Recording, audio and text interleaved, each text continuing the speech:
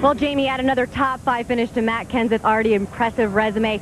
You know, this week has been kind of crazy for the 17 team. You had to qualify on time. Spoke with your crew chief, Drew Blickensurfer. He was a little concerned with the car and speed in qualifying. How did it handle in race conditions today? Well, it was a little bit of a struggle. You know, it's kind of a unique situation. We finished 10th in owner's points, but because you don't run all the races, you're not guaranteed a spot, and it's an impound race. So the guys who are guaranteed a spot, you know, worked on handling a lot, and they had their cars probably a little draggier, but they handled better. And, you know, we brought one ahead to make the race. So we really struggled being tight all day and never got it exactly right, but we got closer at the end. Now, the big race, of course, is tomorrow, the Daytona 500. How does running this race here on Saturday help you for tomorrow? Well, I think it might help the driver just a little bit, you know, with awareness and kind of getting used to, you know, drafting again after the whole winter. We only, you know, do 4 plate races a year, so kind of get used to that again and being looking around and maybe feel a little sharper for tomorrow. But as far as information, nothing translates around different tire, different aero package, different engine deal, so none of that really counts anymore. All right, well, good luck to you tomorrow, Matt. Alan?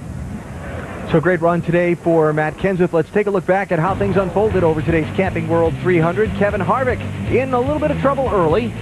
Yeah, that was a problem right off the bat. Missed the pit stop, didn't get any fuel in the car. He had to come back in and put some fuel in. Then ran into some mechanical troubles after an accident a little bit later in the race. Not a great day for Kevin Harvick.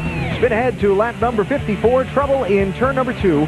David Gilliland in the 14. Greg Biffle in the 16. Mark Green in the 70. Yeah, you can see that the 16 car just got into the 14 car. David Gilliland just a little bit and turned him sideways. And Mark Green, that's the second car he's wiped out this week. Piled into the wall. Marcus Ambrose looking ahead for Matt Kenseth.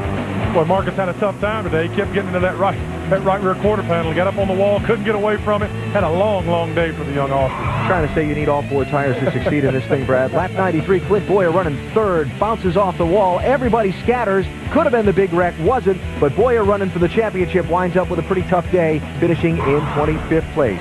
Now 10 laps to go. Trouble, turn 4. Now the 88 car, Brad Keselowski gets a little bit loose, gets into Stephen Wallace, Casey Kane, Kevin Harvick. They all go spinning, and their days are over. Johnny Sauter in the 1 car involved in that as well. Set up a little dash to the finish. Tony Stewart goes by Brian Vickers, manages to keep his Gibbs teammate Kyle Busch in that green 18 car behind him. A frantic run to the checkered flag. Tony Stewart was impressive all day long. First guy to win from the pole position since the Iron Man, Jack Ingram, did it back in 1975. Great run for those Joe Gibbs cars. The Gibbs cars finished 1-2 in their second dual race on Thursday. They finished 1-2 today. In fact, the 2 Gibbs drivers led 93 of the 120 laps in this race. I think the main headline out of today's race was Joe Gibbs Toyota's strong. Boy, they were really strong. There's just no doubt about that, Alan. The other thing that was impressive, we didn't have the big one. Yep. I really thought we'd have the big crash today. It didn't happen. They got close. They tried real hard a couple times.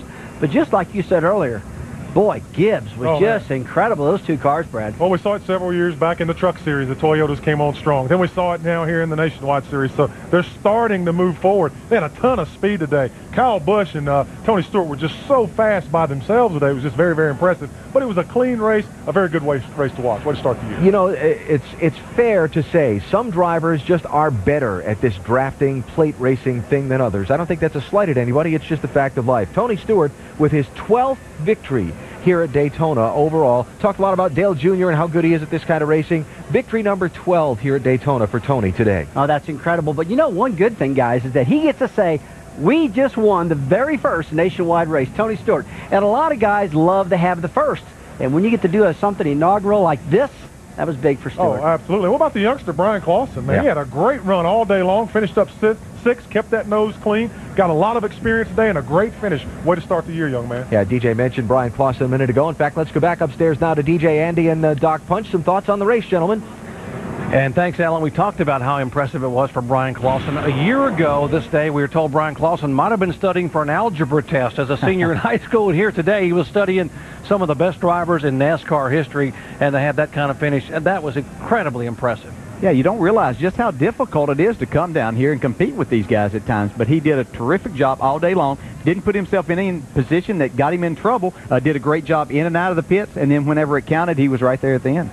Speaking of this Toyotas and how strong they were, let's check in where David Ruderman is standing by with Shannon Spake. That's right, David Ruderman, 14th place, respectful, but you said you're not happy with it. Why? No, you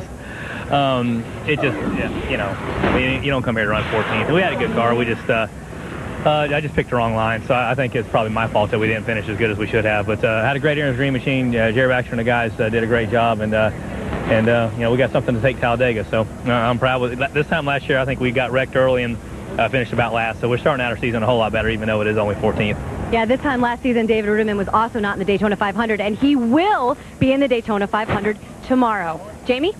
Well, Shannon, you're looking here at the rookie stripes. Brad Keselowski, no longer a rookie here at Daytona. And Brad, we talked to you in the start of the race, and you had a lot of expectations. You didn't really know what to expect, actually. What was it like? Oh, I had a lot of fun. Learned a lot, and got to run with Dale a little bit. And we both had two strong cars. Had a little pit problem on last caution, and had to go to the back and drove back up as close as we could get there, and just fought hard all day. And really proud of everyone on the U.S. Navy Chevrolet. And you know, I feel like if we can keep getting strong cars like this, eventually a win will come. But you know, really proud of the effort. I feel like just a little more experience, and we'll keep getting better at this. Brad, you're in the front of Dale. He's behind you drafting. I see you working so hard, jumping left to right. What does that feel like to know that Dale Earnhardt Jr. is behind you and he's your boss? Oh, well, you know, it was great. The whole race was great. Working with all of them, all the Cup drivers. I had a blast racing with David Ruderman and Kevin Harvick. We had a lot of fun racing with Kevin. So just a lot of fun in general. Real happy with how the race ended as far as having one car intact. And for a rookie, that's what you need to do. Well, you finished 16th. I'm sure the boss man is proud of you, and we're going to see a lot more of Brad Keselowski this year. Guys? Thank you, Jamie. And there's a look at Daytona International Speedway. Tomorrow, the 50th running, the Daytona 500 today. What a show, Andy Petrie, with these Nationwide Series cars. First of 35 events, and some of the young drivers put it on a heck of a show. All I can say, Doc, is wow, that was one great finish, and I just am so excited to get started with this year. What a great way to get it going. But you know what? The Toyota guys have thrown down on these guys, and they're going to be tough to beat this year. You know, Toyota's finishing 3 out of the top 4, and DJ, it's the same configuration engine that you're going to be in tomorrow for your 20th and final Daytona 500. Could that be an omen? Well, definitely. We have good power here. That's the one thing that I think is a marked difference from last year when we were here.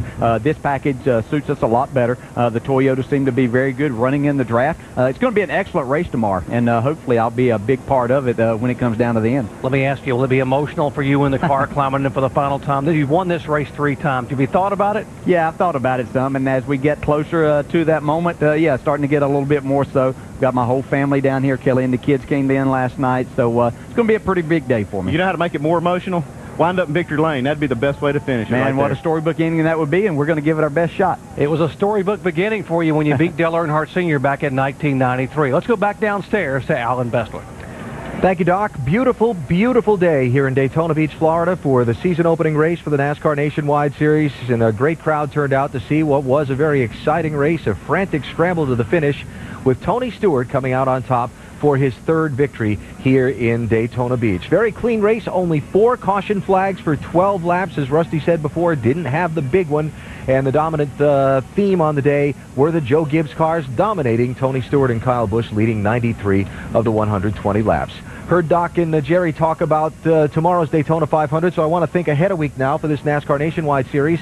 The series crosses the country and moves to the California Speedway next Saturday, 7 o'clock Eastern Time here on ESPN2. California Speedway and next Saturday night's race. A thought? Al, a complete different style of race in California. They're going to have brand new engine rules when the cars get to California. A lot less horsepower in engines, about 80 horsepower less than what they had last year. So what that means is that they're going to try to run the corners wide open. Complete different style of race we saw today, because, you know, wide open in California versus wide open here is a lot different feel, but they're going to try it out there with this new engine combination. And that new engine combination is going to create more exciting racing in California. We've seen the cars get kind of spread out and just make long runs all in different races there. With this new engine combination, guys will be closer together. We're going to see a lot of side-by-side racing. Should be very, very exciting. And that California Speedway has less than half the banking here at Daytona, and they're going to try and run it wide open, so it should be a very interesting race next Saturday night. 7 o'clock Eastern Time, ESPN2 is our coverage of that Nationwide Series race. Don't forget NASCAR now throughout the week, and next weekend, our Sunday morning race review and preview at 10 a.m. Eastern Time. NHRA Nationals qualifying at Phoenix next Sunday, 11 a.m. Eastern Time, and the racing itself, the eliminations, next Sunday night at 7 o'clock Eastern Time. That's what's coming up this week racing-wise on ESPN and ESPN2. So the NASCAR Nationwide Series season is begun. 10 months of racing now through Homestead Miami Speedway next November. The first trophy of the year goes to Tony Stewart as he wins today's Camping World 300 at the Daytona International Speedway. Don't forget, tomorrow we'll have NASCAR Now for you at 10 o'clock in the morning from here in Daytona, our Daytona 500 preview. And then tomorrow night at 10 o'clock Eastern Time on ESPN, a Daytona 500 recap, including a visit from the 500 winner. That's still to come tomorrow from Speed Weeks here in Daytona Beach. For our entire ESPN NASCAR crew, Alan Bestwood, so long from Daytona. This has been a production of ESPN, the worldwide leader in sports.